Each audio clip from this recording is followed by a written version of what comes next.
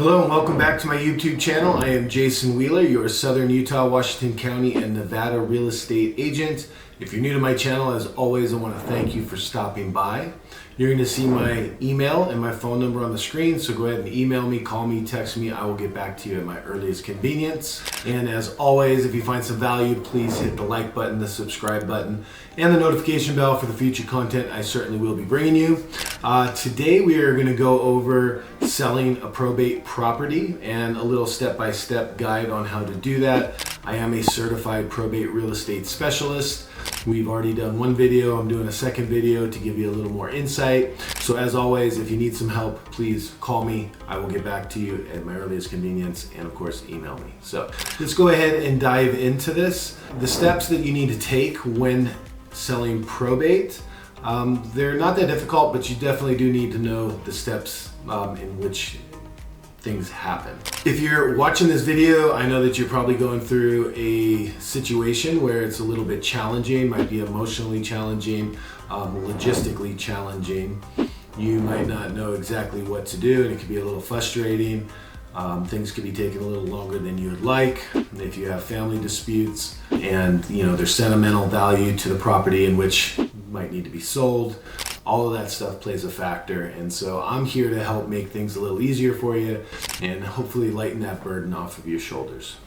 Selling a probate property does not have to be as difficult as it seems. Once you know the step-by-step process, things will be a little easier for you. So I'm here to guide you through that. So let's go ahead and just jump in. And the first thing that you're going to need to do is petition for probate. Okay. What will happen is you're going to go to the court and you're going to petition for probate. So that's going to be your first step. And then in that process, the courts are going to identify whether there was a will by the deceased. And if there was a will, then the courts are going to go ahead and appoint someone who's usually a family member, the executor, again if that's a male, and executress if it's a female. We spoke of this in my last video. If there was no will, then you're going to have an administrator, which is typically going to be the court. So that's going to be your first step, is filing for a petition for probate, and then identifying who is going to be in charge to go ahead and designate the things that are going to happen with the property, such as the price that's going to be sold and whether the property needs work, inside, outside, landscaping, things of that nature. So the person that is deemed to be the personal representative, that will be the person making those decisions.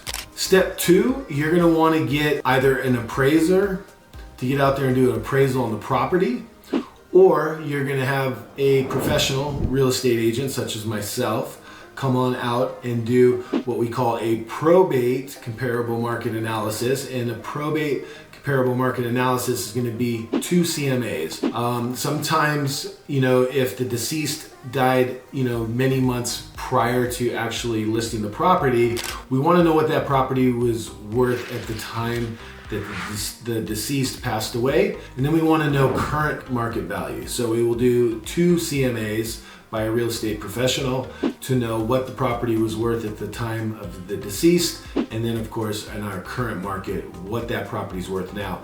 And the courts are going to require that to make sure that the property is sold at fair market value.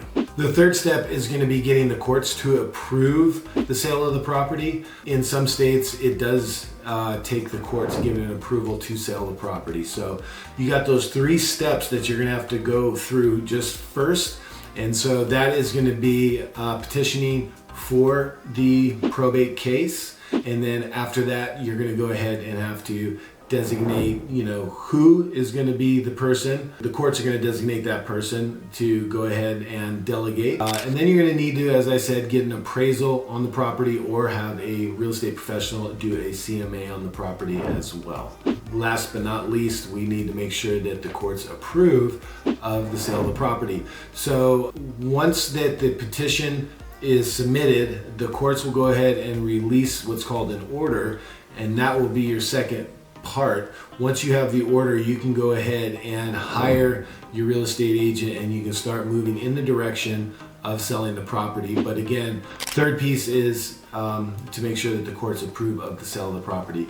It has happened before where there's been probate cases and the heirs just went ahead and listed the property, but home was not able to actually be sold and have the title transferred, because one of the last pieces that you're going to need to that is going to be the letters of testamentary. And the letters of testamentary, that is going to be if you had a will, and then if not, it's going to be letters of administration from the court. So those are a couple of the last pieces that are going to be essential to the transfer of title and ownership of the property before you can actually sell it. So keep that in mind when you're moving through this process. And again, contact me. I can help guide you, walk you through it step by step the whole way. And one reason that you're going to want a real estate professional, obviously, is to be able to negotiate the price of the property and guide you through that as well. Me personally, I don't know whether all certified probate real estate specialists do this or not, but I'm kind of a one-shop stop for you in regards to getting a contractor in there. If you need to have a biohazard for whatever reason, if the deceased passed in the house and things need to be cleaned up, landscaping, all the things that need to happen, including maybe an estate sale if the house was left with a lot of belongings and those need to be discarded as well, sold, and the proceeds split amongst the heirs. I am here to help you. I can go ahead and facilitate all of that for you. So do keep that in mind if you do need some help. And whether you are in Utah or if you're in Nevada or in another state, I can go ahead and help you with those items. I have people in other states where I can help line that up for you and make it very simple for you, and find a creditable, reputable real estate agent that will emulate everything that I personally do and make it just as seamless and simplify everything for you.